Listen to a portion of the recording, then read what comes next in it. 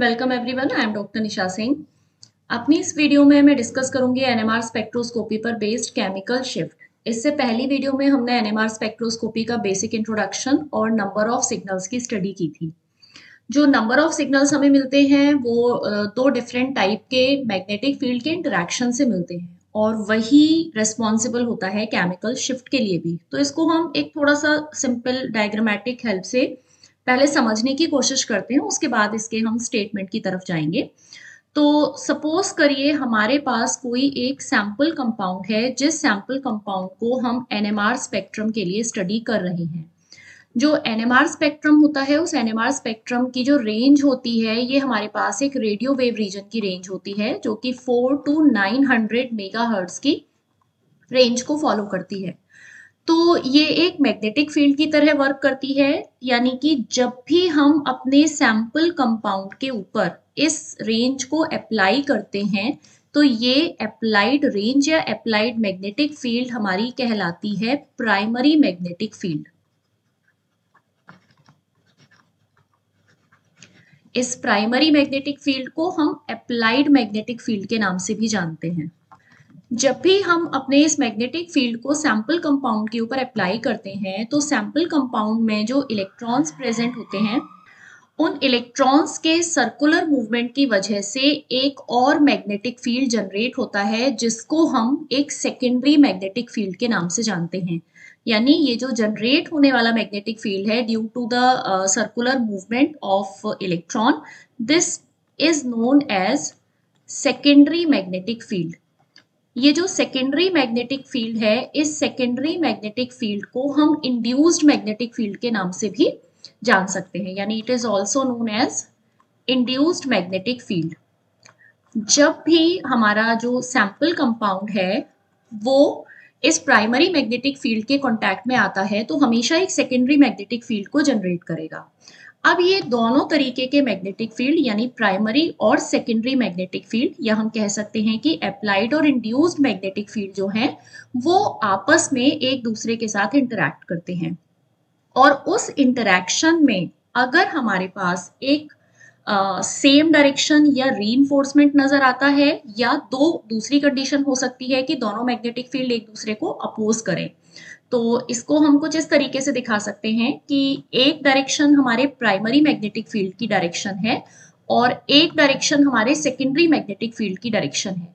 तो अगर secondary magnetic field हमारे प्राइमरी मैग्नेटिक फील्ड को अपोज करता है, यानी उसको जो है ओवरऑल मैग्नेटिक फील्ड को रिड्यूस करने का काम करता है या उसको अपोज करने का काम करता है, तो इस ऑपोजिशन को हम शील्डिंग इफेक्ट के नाम से जानते हैं। That is known as shielding effect. जब हमारा प्राइमरी मैग्नेटिक फील्ड एक डायरेक्शन में है और सेकेंडरी मैग्नेटिक फील्ड जो है उसकी डायरेक्शन ऑपोजिट है, दैट मीन्स वो इसको अपोज कर रहा है। लेकिन यहीं अगर हमारा प्राइमरी मैग्नेटिक फील्ड इस डायरेक्शन को फॉलो करे और इसके साथ जो सेकेंडरी मैग्नेटिक फील्ड है वो भी सिमिलर डायरेक्शन को फॉलो करे, similar direction in the sense कि ये हमारे प्राइमरी मैग्नेटिक फील्ड को रीइंफोर्स करने की कोशिश करे, तो ये काइंड ऑफ इफेक्ट हमारा कहलाता है डी शील्डिंग इफेक्ट। फिर से एक बार बता रही हूं कि दो तरीके के मैग्नेटिक फील्ड हैं, primary magnetic field, secondary magnetic field. अगर ये दोनों मैग्नेटिक फील्ड एक दूसरे को अपोज करते हैं तो शील्डिंग इफेक्ट डेवलप होता है, लेकिन अगर ये दोनों मैग्नेटिक फील्ड एक दूसरे को रीइंफोर्स करते हैं तो एक डी शील्डिंग इफेक्ट जो है वो डेवलप होता है, और ऐसे प्रोटॉन्स को हम डी शील्डेड प्रोटॉन्स के नाम से जानते हैं। तो मैंने बताया कि प्राइमरी मैग्नेटिक फील्ड हमने डाला जिसकी वजह से सेकेंडरी मैग्नेटिक फील्ड डेवलप हुआ। अब इसी पूरे डायग्रामेटिक रिप्रेजेंटेशन को स्टेटमेंट की हेल्प से समझने की कोशिश करते हैं। तो हमने ये समझा कि जब भी हमारा मॉलिक्यूल प्लेस्ड होता है किसी मैग्नेटिक फील्ड के अंदर, तो हमेशा इलेक्ट्रॉन्स के सर्कुलर मूवमेंट की वजह से एक सेकेंडरी मैग्नेटिक फील्ड डेवलप होता है जिसको हम इंड्यूस्ड मैग्नेटिक फील्ड कहते हैं। तो we are having two type of magnetic fields. अगर सेकेंडरी मैग्नेटिक फील्ड अपोज करता है हमारे अप्लाइड या प्राइमरी मैग्नेटिक फील्ड का, तो जिसकी वजह से एक शील्डिंग इफेक्ट डेवलप होता है, यानी इसको रोकने की कोशिश कर रहा है, शील्ड करने की कोशिश कर रहा है, इसलिए इस इफेक्ट को हम शील्डिंग इफेक्ट कहते हैं, जिसकी वजह से जो प्रोटॉन्स होते हैं वो हमारे शील्डेड प्रोटॉन्स कहलाते हैं। लेकिन इसके ऑपोजिट अगर हमारा सेकेंडरी मैग्नेटिक फील्ड रीइंफोर्स करता है यानी एम्पावर करता है हमारे अप्लाइड मैग्नेटिक फील्ड को, सेम डायरेक्शन में वर्क करता है, तो इस इफेक्ट को हम डी शील्डिंग इफेक्ट के नाम से जानते हैं और ऐसे प्रोटॉन्स को हम डी शील्डेड प्रोटॉन्स भी कहते हैं। इसी शील्डिंग और डी शील्डिंग इफेक्ट की वजह से जो एनएमआर एब्जॉर्प्शन होता है, उस एनएमआर एब्जॉर्प्शन में different kind of chemical shift develop होती है। दैट मीन्स कि इस शील्डिंग और डी शील्डिंग ऑफ प्रोटॉन की वजह से हमारे एनएमआर सिग्नल्स जो हैं उनके एब्जॉर्प्शन रेंज जो है वो चेंज होती है अपनी एक्चुअल पोजीशन से, और ऐसी शिफ्ट को जिसमें हमारा जो सिग्नल है वो अपनी पोजीशन को चेंज करता है प्राइमरी पोजीशन से due to this shielding and deshielding effect, ऐसी शिफ्ट को हम कहते हैं केमिकल शिफ्ट। तो इस केमिकल शिफ्ट को मेजर करने के लिए हम दो different kind of scales use करते हैं और साथ में हमारे पास एक रेफरेंस कंपाउंड होता है। तो इसको देखते हैं कि केमिकल शिफ्ट का मेजरमेंट हम किसकी हेल्प से कर रहे हैं। केमिकल शिफ्ट को मेजर करने के लिए हम यूज करते हैं एक रेफरेंस कंपाउंड को which is known as TMS। जो TMS है इसका केमिकल नेम होता है टेट्रामिथाइल सिलेन और इसका केमिकल स्ट्रक्चर कुछ इस तरीके का होता है। 4 डिफरेंट पोजीशंस पर मिथाइल ग्रुप प्रेजेंट होते हैं और इस कंपाउंड की खासियत यही होती है कि चारों टाइप ऑफ प्रोटॉन्स या सेट ऑफ प्रोटॉन्स जो है ये सारे इक्विवेलेंट प्रोटॉन्स होते हैं, यानी इन सब के लिए हमें केवल एक ही सिग्नल मिलता है। कैसे हमें एक सिग्नल मिलता है इसको हम ऑलरेडी प्रीवियस वीडियो में डिस्कस कर चुके हैं, जिसमें हमने नंबर ऑफ सिग्नल्स कैलकुलेट करने सीखे थे। तो सिलिकॉन के साथ 4 डिफरेंट मिथाइल ग्रुप्स का सब्स्टिट्यूशन, लेकिन चारों का एनवायरनमेंट सेम होने की वजह से हमें केवल इन सभी प्रोटॉन्स के लिए एक ही सिग्नल मिलता है, इसलिए हम इस कंपाउंड को एक रेफरेंस कंपाउंड की तरह यूज करते हैं। इसके साथ साथ हमारा जो कंपाउंड है वो नेचर में आइसोट्रॉपिक भी होता है और हैविंग लो मेल्टिंग पॉइंट। तो इसके रीजंस को हम बाद में एक जगह सम अप भी कर लेंगे। पहले देख लेते हैं कि TMS की हेल्प से हम अपनी केमिकल शिफ्ट की मेजरमेंट कैसे करते हैं। तो मेजरमेंट ऑफ केमिकल शिफ्ट के लिए हम 2 different kind of scales use करते हैं। There are 2 different scales which are used for measurement of chemical shift। जो पहला स्केल है वो हमारा कहलाता है डेल्टा स्केल और दूसरा स्केल हमारा कहलाता है टाउ स्केल।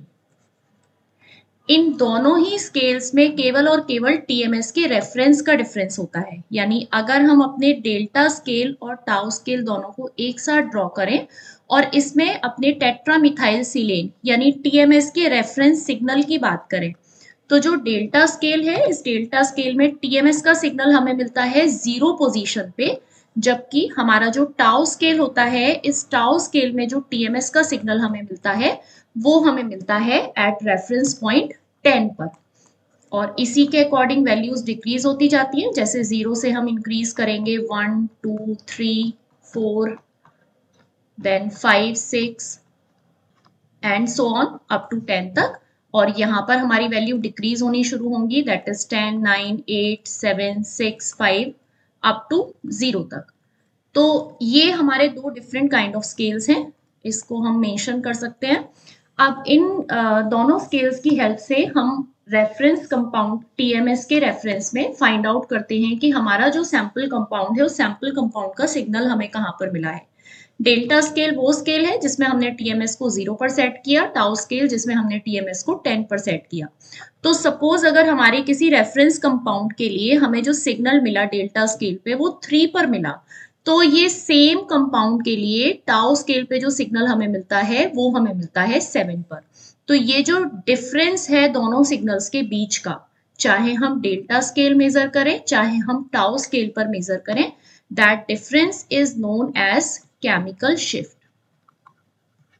जिसकी वैल्यू सेम होगी चाहे डेल्टा स्केल हो चाहे टाउ स्केल हो। तो इसको हम इन जनरल ऐसे भी रिप्रेजेंट कर सकते हैं कि टाउ पर अगर हम कोई वैल्यू ले रहे हैं डेल्टा केमिकल शिफ्ट के लिए, तो that is equal to 10 minus delta. और इन दोनों स्केल्स को हम एक सिंगल स्टेटमेंट की हेल्प से मेंशन कर सकते हैं। डेल्टा स्केल हमारा वो स्केल है जो TMS के रेजोनेंस को 0 पर सेट करता है। ही टाउ स्केल इस रेजोनेंस को 10 पर सेट करता है।